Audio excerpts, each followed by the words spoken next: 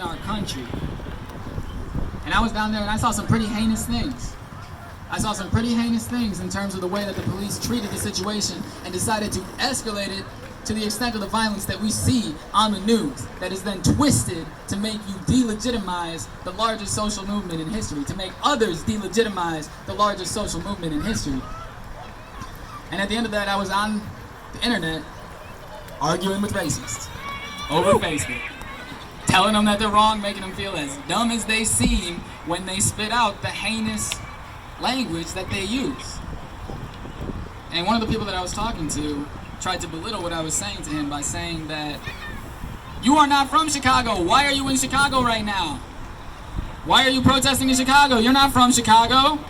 You shouldn't be out there. You don't deserve to be out there." And my first response to him was that I will use my voice anywhere that it is needed. I will stand up anywhere that I can. I will do everything that I can in order to stand up for what I know to be true and what I know to be wrong. And I went to sleep on that. And I woke up the next morning and I realized that this man, though he was not trying to make the point that I got, he did have a point. He had a point in the fact that I'm not from Chicago. I'm from right here. I was born and raised right here. And I have seen in my upbringing the racist undertones that exist within this society. I am extremely multiracial. I have a lot of different things in my blood, but if you look at me, you assume that I'm white. Even more so when I was younger, before I developed into my features, you assume that I'm white. And for that reason, nobody ever held their tongue around me. Ever. Not once. As soon as the other people of color left the room, I can't even repeat the kind of shit that I used to hear growing up in my schools, in my social groups. It's absolutely ridiculous. It is a perpetuated thought process here in the suburbs that everybody likes to deny exists. Nobody wants to talk about it. Nobody wants to open lines of communication. Nobody wants to develop our communities. Everybody is so content being so separated, associating our communities with buildings on a street instead of the people that live inside of them. This community was never humanized to me. It was never humanized in any way. So when I hear people saying that, oh, we live in post-racial America, racism isn't a problem anymore, all of these nice white suburban people that live in this area that have the luxury of denying the truth of what is happening in our country every single day, all that I can think to myself is that you are so ignorant. You have taken no time. You have invested nothing of yourself in learning about the injustices that take place every day in our country because they are a foundational part of our country. And I'm done denying it. I never denied it. I'm done accepting it. I'm done not saying anything. I'm done letting it pass, letting it slide, letting it seem as if it is okay, justifying these people's viewpoints. I am absolutely through with it. Part of the reason that I started doing this is because I realized that I spent a lot of my time on the internet arguing with racists, trying to convince them not to be racist. And it doesn't work. It doesn't work. Sometimes it does. A very, very minimal amount of time I'm able to get somebody to secede to one of my points that I know to be right through facts and logic. But 99% of the time, I am completely denied and they internalize their racism even further. So I decided that if I can't convince people not to be racist, if I can't convince people that Black Lives Matter, an extremely simple concept, then I am perfectly content if you are just scared as all hell to be racist in my community. I wanted to get as big of a group as possible for as many days as I possibly could in order to show all of these people that like to deny racism and like to contribute to racism that they are not accepted here. Not at all. That we surround you on all sides. We are the people that you live around. We are your humanized community, and we are watching you, and we see you for exactly what you are. Now, I understand that there's a lot of different ideas going around about what exactly we need to do. And I want to let you know that it is okay not to know. It is okay not to know everything that you want to know, as long as you want to know it. As long as you desire to see the change that you know is absolutely necessary. And that begins right here. That begins with our community. That begins with making connections, knowing your neighbors, knowing the people that live around you, talking to people that are from different ethnic backgrounds than you, even if it's a difficult conversation. It is on us to form our community. No one's going to do it for you. No one's going to do it for you. What kind of community outreach programs have we seen from our legislation other than getting drunk at Septemberfest every single year? What have we seen? Nothing. Nothing. How much money goes to the police department every single year? $29 million in Schaumburg to the police department every single year. Oh, damn. In the city of Chicago, it's even worse. I actually heard 1.6 billion, but okay.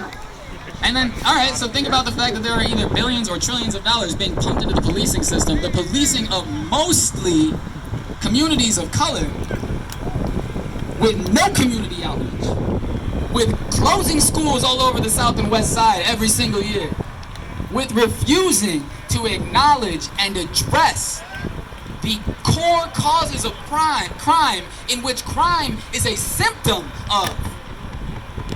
Because crime is a symptom. Nobody is born a criminal. Nobody is any less of a human being or wants to thrive any less because of the color of their skin or their facial features or their ethnic background. Nobody desires that. Nobody wants that. I cannot tell you one person that I can talk to right now that says, oh yeah, I want to be oppressed. Yeah, I want to. No. We are human beings. We want family. We want love. We want community. We want acceptance. And nobody can have that until Black Lives Matter. Black Lives Matter! Black Lives Matter!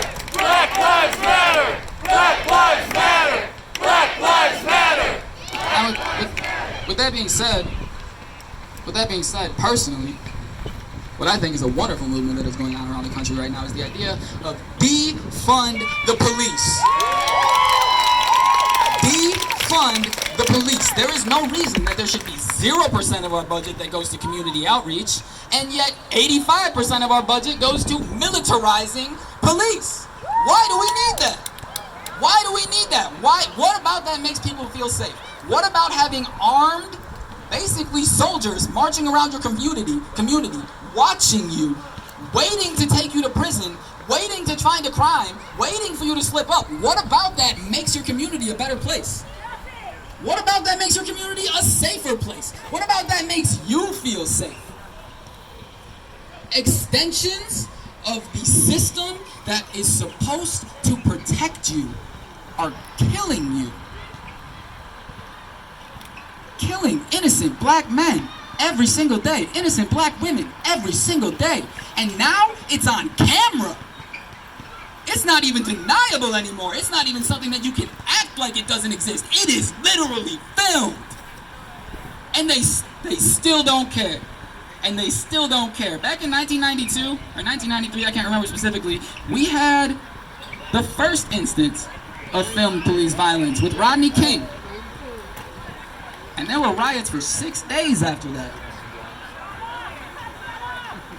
And the cops got off. They didn't get anything for that. And it perpetuates itself every single day. At this point, all that filming police violence does is create more murder porn for people to watch. That's it. That's all it's doing. This right here, this is what's changing things.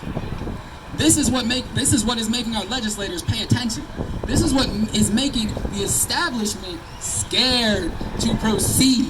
in the manner in which they have proceeded.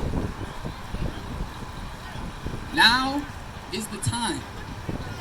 Speak up for what you want. Educate yourself.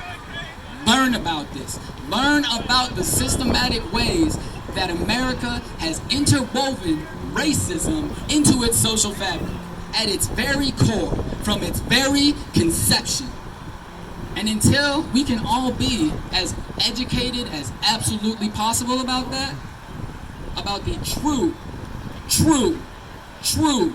base that America was built on, the foundation that America was conceived on, that is racism. Building this country on the backs of people of color and giving them nothing. Absolutely nothing. And then continuing to subject black people to violence for generations, for literally 400 years. And then when you finally have a group or a movement of people that are speaking about it, they look you dead in your eyes and they say, you should be happy to be here. They act as if they did this for you, and for you. And we all know that they did it for them damn selves.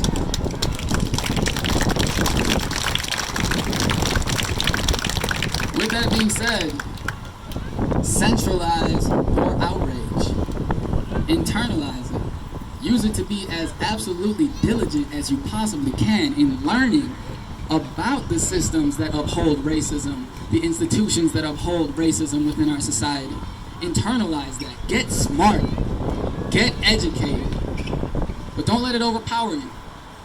There are multiple times within this experience for this past week in which I have been passionately channeling what I know to be true to people that will listen to me, because I can speak confidently, because I know that I'm right at the end of the day. However, there have been multiple instances in which I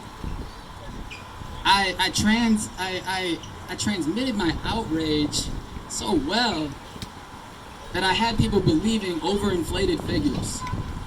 Because I believe something to be so big of a problem, I overinflated the actual numerical statistics in my head as I was speaking to people without even realizing it, without even thinking about it for a second. And we can't do that. We can't do that. We need to know the specifics. We need to know exactly what is going on so that nobody can delegitimize what we already know to be true, regardless of the actual numbers of it. Look around you. Look at the news. Look within your communities. Look at the money that is being siphoned out of local economies of color every single year by people that don't care about that. People that don't care about us.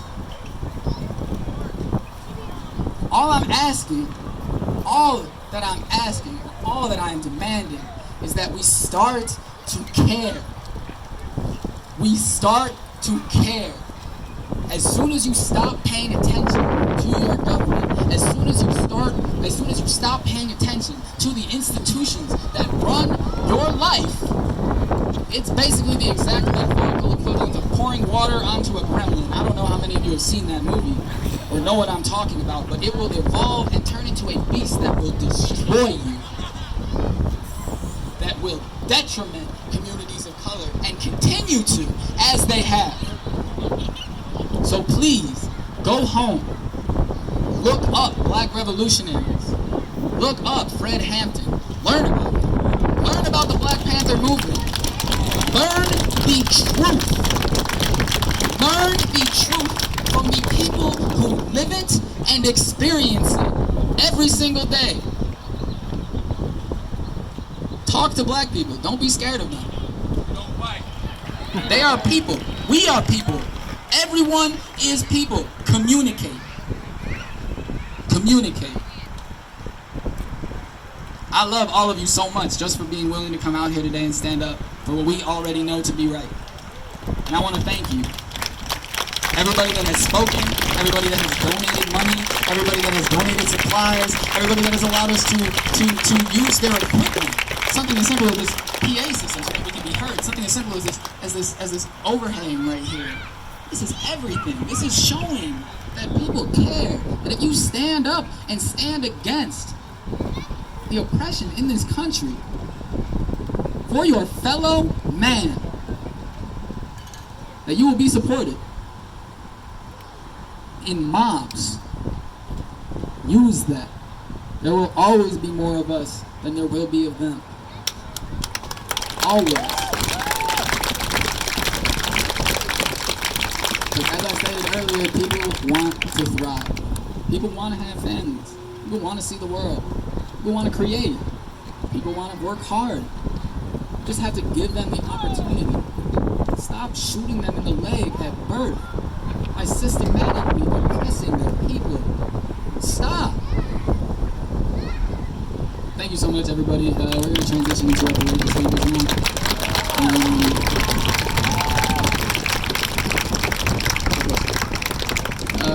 We just got to figure it out. I got to get in contact with them, so give me a couple minutes. DJ.